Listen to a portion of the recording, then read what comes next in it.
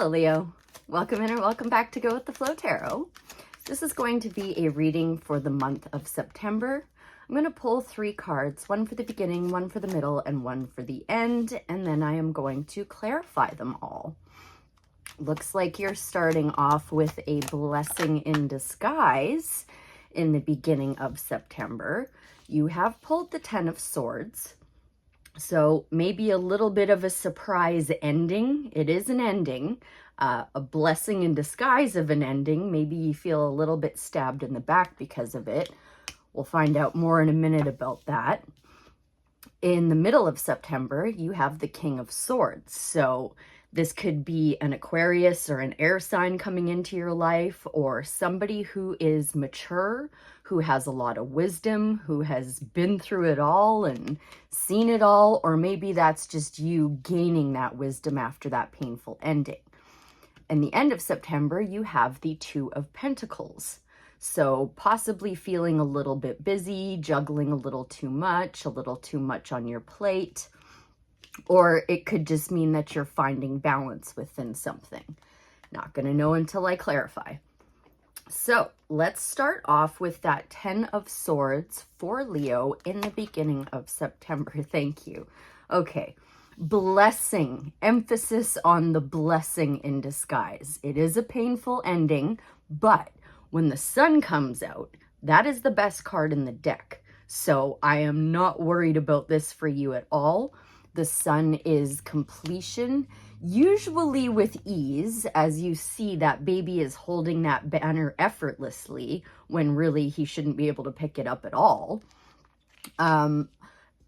It still might have a bit of a sting to it, but with the sun there, it'll be a blip on your radar. What else on that 10 of Swords and the sun for the beginning of September for Leo? And the sun is also very much Leo energy. Technically, the strength card is your card, but the sun is Leo energy as well. So that puts you in a position of power. Got a wave of confirmation goosebumps as the Knight of Cups came out. So I am now inclined to believe that that King of Swords is a knight in shining armor coming in for you. As I said, this is going to be somebody either older than you or maybe more mature, have a lot more wisdom. The King of Swords has been through the most battles. He has seen it all. He knows it all. I think that's who's coming in for you, Leo. So let's clarify to find out, though. What more on that King of Swords for Leo in the middle of September? Thank you. So you have a blessing in disguise in the beginning. In the middle, or somewhere between the beginning and the middle, you'll have this knight in shining armor step in. Could be an air sign or just possesses very wisdom-like qualities. They're going to come in and help you move on to calmer shores with the 6 of Swords here. So blip on your radar, in comes that knight, and off you go away from being stabbed in the back. Good stuff, Leo. This is looking already like a really good month for you. What more on that King of Swords, 6 of Swords for Leo in the middle of September? Thank you. So someone is going to come in and they're going to help you focus on your resources and your stability. They're going to move you into a place where you can actually sit down and look at the future with a positive outlook and start looking at building and growing after that 10 of Swords ending. So what is this 2 of Pentacles then in the last little bit of September for Leo? For their greatest good, thank you. Oops, I dropped the 2 of Pentacles, but that's okay. Well, I think it's going to be a death to whatever that 10 of Swords was. Whatever experience you had, it is dead, done, and over with. It is not coming back from the past to haunt you. That's good to know. What else on that 2 of Pentacles? Oop, I just saw the 10 of Cups at the bottom of the deck. That is like happy, happy, joy, joy. It's the second happiest card in the deck next to the sun. So 2 of Pentacles and death in the end of September for Leo. Their greatest good, highest timeline, highest purpose. What do they need to know? You most certainly have a divine match coming in, my darling. You have now pulled the King of Pentacles. So Hopefully this relationship isn't like too boring.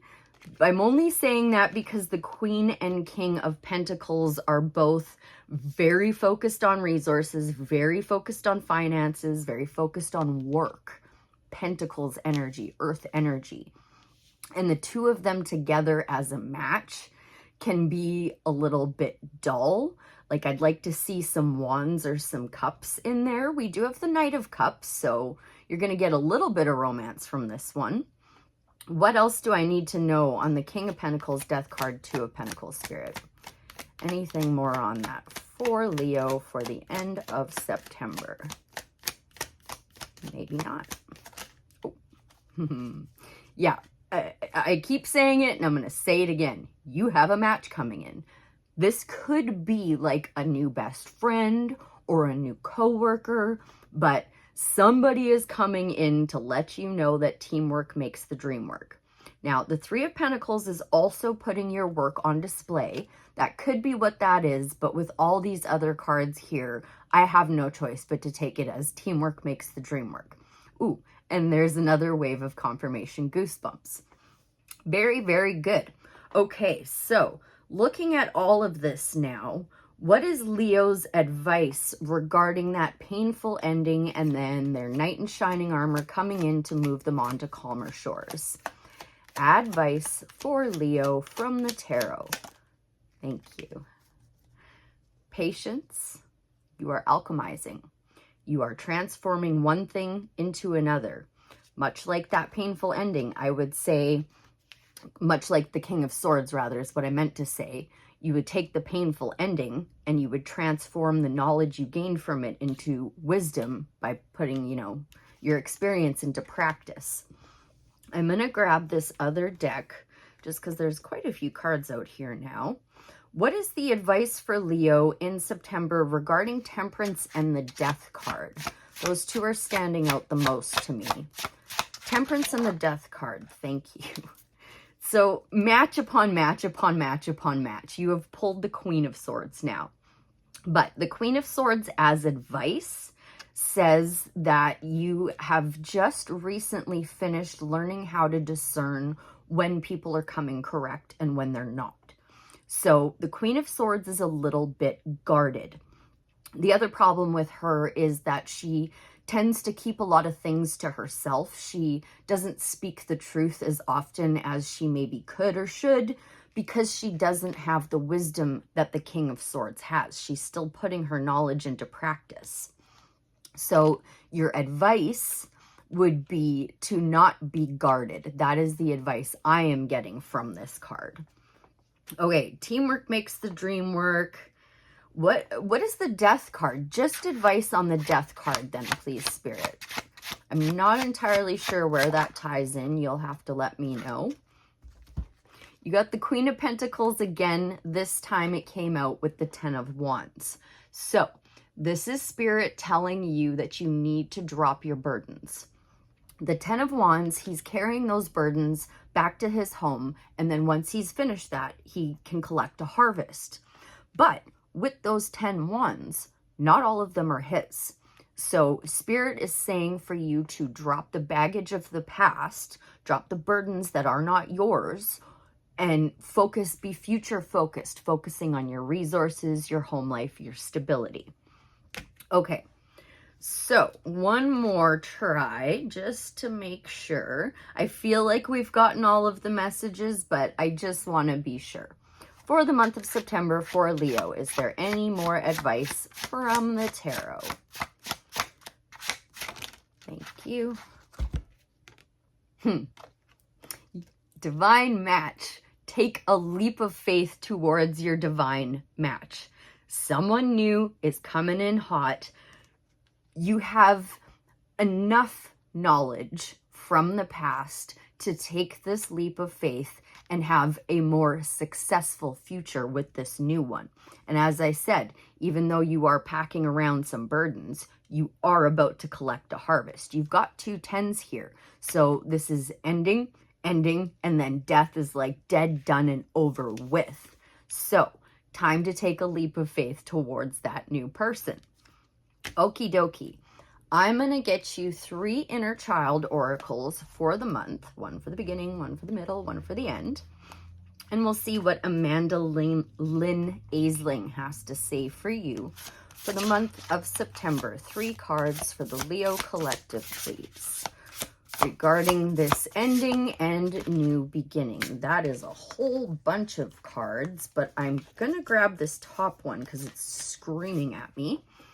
2 more, please, for Leo for the month of September. Put a pretty little bow on this reading. Thank you.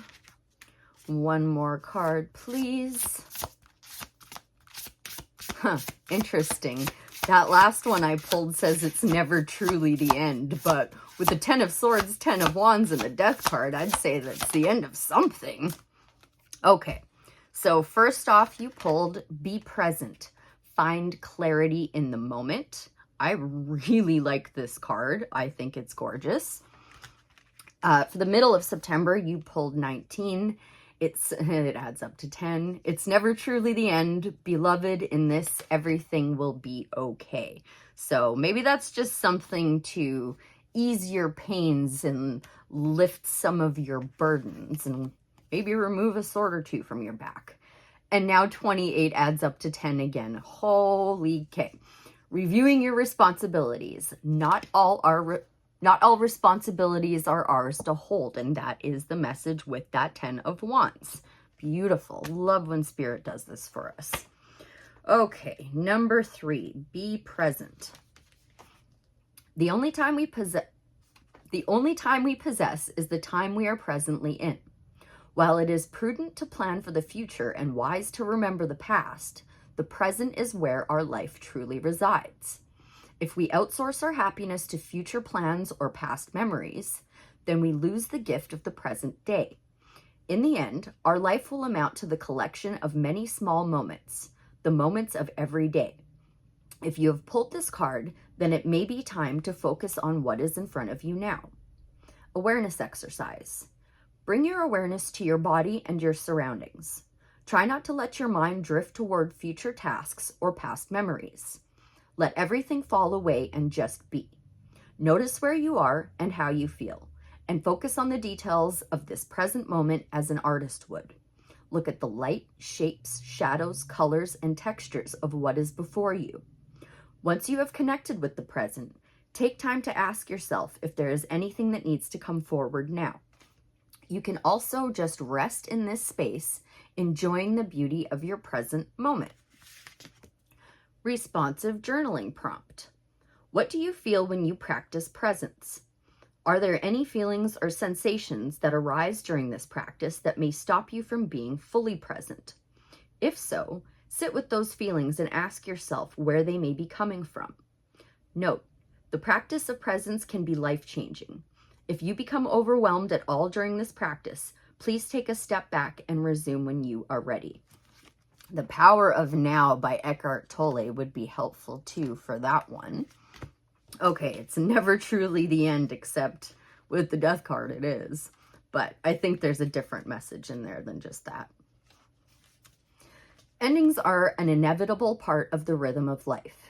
They are bittersweet in nature and can seem to come at the least opportune moments. Though it is often true that when one door closes, another opens, this might not always be what we would wish for at the time, and it doesn't always bring us the comfort we desire. Many times the open doors that endings create can bring about conflicting emotions within. If you have pulled this card, allow yourself to feel whatever you feel around this current ending in your life. Acceptance exercise. Take the time you need to process the emotions you have. And remember that there is no need to feel shame. It's okay to be excited or sad. It is okay to feel mad or afraid. It is okay to be happy. It is okay to exist as you are right now in these moments. Take heart in that every ending, no matter how it may feel now, there is hope. Know that there is something glorious waiting for you along this new path. Responsive journaling prompt. What can you do today to honor the current ending in your life? Surprised that one didn't come out before Be Present, but it's all good. We're getting the message regardless. Number 28, review your responsibilities.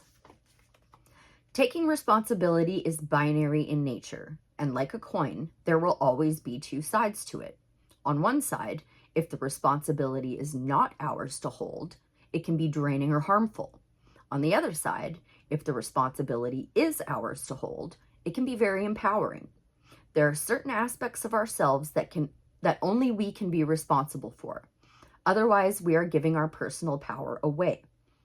Moreover, if we hold responsibility for another person, it can hinder their growth process and possibly damage our relationship with them. If you have pulled this card, then there might be an imbalance in your life regarding responsibilities. Inner work exercise. Take some time today to practice responsive journaling. First, by asking yourself if you have given away your power by not taking responsibility for something. And second, by asking yourself if you are carrying something that does not belong to you. Once you have written down your answers, ask yourself how you can implement change around your relationship with the responsibility in your life today.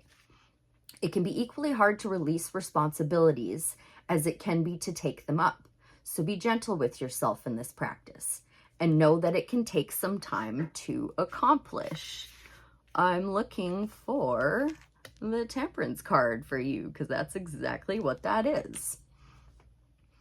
And now I've lost my page. Okay, no, this card does not refer to releasing responsibilities that are necessary for our well-being and the well-being of those we are responsible for, such as children and pets.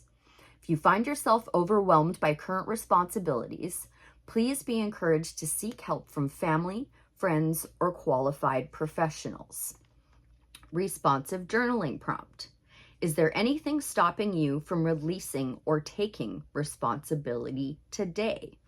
I feel more inclined to believe that you are carrying some responsibilities that are not yours, hence that knight in shining armor coming in to move you onto calmer shores.